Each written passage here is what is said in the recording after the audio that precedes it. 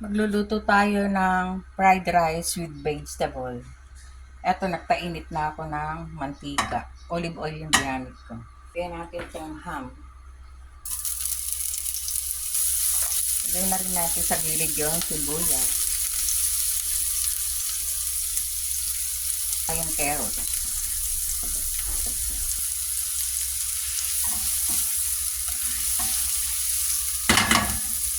Lagyan natin ng green peas. Lagyan natin ng konting toyo.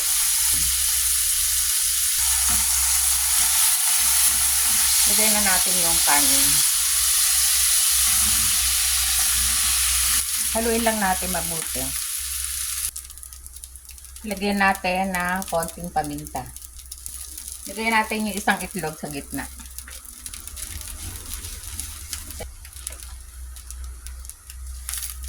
Ihalo lang natin. Lagay na rin natin yung dahon ng sibuyas. Ito na.